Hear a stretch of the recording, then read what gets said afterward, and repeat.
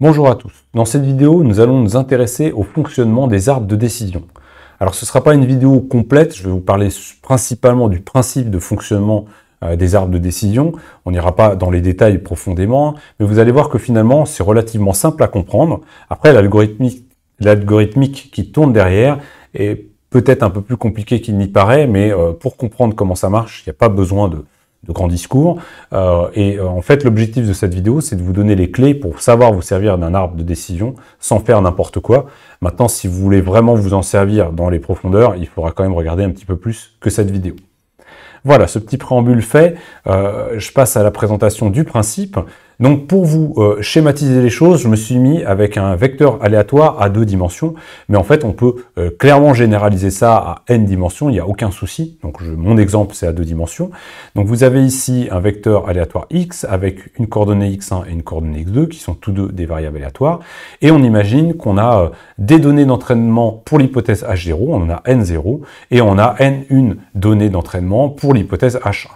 L'hypothèse H1 et l'hypothèse H0 étant représentées par les différentes couleurs sur ce graphique.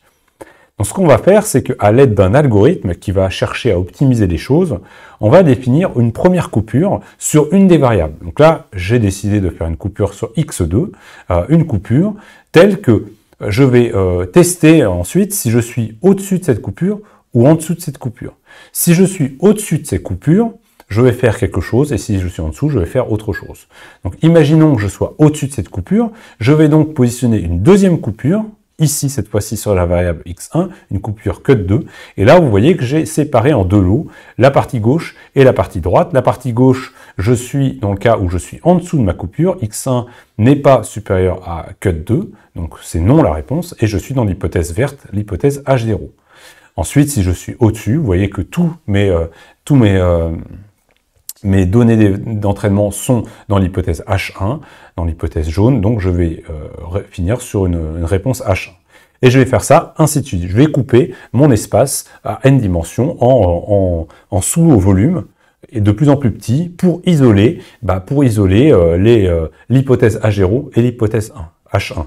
Donc là, pour finir le travail sur les données que je vous présente ici, on va définir une nouvelle coupure dans le cas où x2 n'était pas supérieur à la coupure initiale. Donc ici, par exemple, place une coupure ici que j'appelle cut 3, et on voit que si je suis inférieur à cette coupure, je suis dans l'hypothèse H1. Par contre, si je suis au-dessus, je n'ai pas encore trouvé la solution, donc je vais remettre encore une coupure, je vais tester si H1 est cette fois-ci supérieur ou pas à cut 4, que j'ai mis ici. Si je suis inférieur, je suis dans la zone verte ici, et si je suis supérieur, je suis dans l'hypothèse jaune, donc H0 dans l'hypothèse où la coupure n'est pas vérifiée, et H1 dans le cas où l'hypothèse est vérifiée.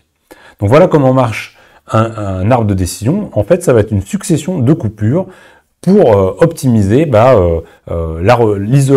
l'isolement, je vais le dire comme ça, la séparation de nos deux hypothèses H0, H1. Alors donc voilà, succession de coupures afin de séparer en deux lots les plus purs possibles. Alors l'algorithme en lui-même pour mettre les coupures n'est pas forcément facile à expliquer, mais on va chercher à diviser nos lots en sous-lots, et on s'arrête quand on aura atteint soit une pureté totale, ce qui était le cas dans mon exemple, soit un seuil qu'on aura prédéfini à l'avance. Quand on voit qu'on a énormément de données et que la solution ne va pas être simple, on va diviser, et puis au bout d'un moment, on va considérer qu'on a globalement une pureté suffisante dans un lot.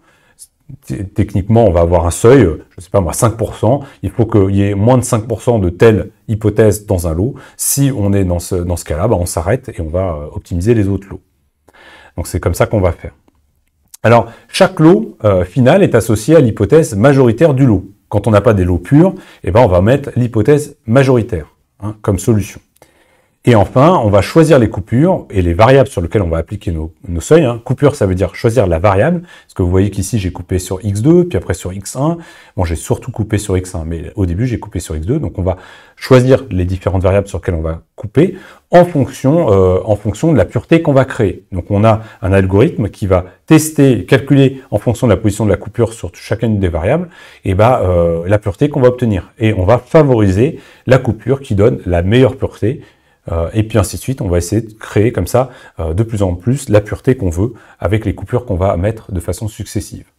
Donc vous vous doutez bien, hein, l'entraînement va être très très long, beaucoup plus long que d'autres types de méthodes, en particulier les cas plus proches voisins qu'on avait eu précédemment. Là, on va avoir un entraînement qui va être très long, mais par contre, l'inférence, l'utilisation va être très rapide. Pourquoi? Tout simplement, pour faire un test, on va faire descendre notre donnée testée, on va lui faire descendre notre arbre.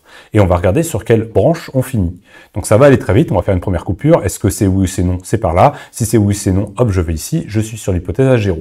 Inversement, je descends ici, toc, toc, toc, et voilà, je finis sur cette hypothèse H0 de ce côté-là. Donc l'utilisation va être très très rapide. Par contre, la préparation va être longue. Donc ça, encore une fois, ça va dépendre de la situation qu'on veut. Alors c'est un système, c'est en tout cas une technique qui marche très bien pour faire de la classification, hein. On peut imaginer même avoir plus que 2 hypothèses et tester plein de coupures pour séparer plein d'hypothèses différentes. Donc c'est assez efficace, mais ça va prendre beaucoup de temps à l'entraînement. Alors en pratique, on n'utilise pas complètement les arbres de décision. On va utiliser ce qu'on appelle des forêts d'arbres. Donc on peut créer différentes structures avec des forêts d'arbres. On va créer plusieurs arbres. Et en plus, on va faire des arbres dits boostés. En fait, ce qui va se passer, c'est qu'on va faire une première passe. On va définir nos coupures, essayer de chercher notre pureté comme on veut. Et puis après, on va essayer de traiter tous les événements mal reconstruits, parce qu'il va rester un certain nombre d'événements mal reconstruits. Donc on va refaire un entraînement en donnant plus de poids à ces données mal testées, pour essayer de encore mieux les séparer. Donc là, mal isolé, je voulais dire. Quand je voulais dire tester, je voulais dire isolé, mal isolé. Donc au final, on va faire plusieurs passes pour essayer d'optimiser nos arbres pour pouvoir décider proprement et séparer nos hypothèses H0, H1. Donc voilà, ça prend du temps. Ce qui est bien important à retenir, c'est que ça prend du temps à l'entraînement. Par contre, c'est très très rapide à l'utilisation. On va voir dans les prochaines vidéos une vidéo beaucoup plus longue sur le réseau de neurones et on verra qu'on est dans les mêmes situations. On va se retrouver avec quelque chose qui est performant, qui peut être performant. Ça va dépendre aussi du type de données, hein, parce que si on a des données qui sont trop comparables, on ne peut pas séparer des hypothèses H0, H1. Donc ça, c'est peine perdue. Mais on va avoir des techniques qui vont être capables de voir les subtilités justement entre les données N0 et N1 si elles existent. Par contre, qui vont utiliser un entraînement très long, mais une inférence très rapide. Donc ça, c'est valable pour l'arbre de décision comme pour les réseaux de neurones.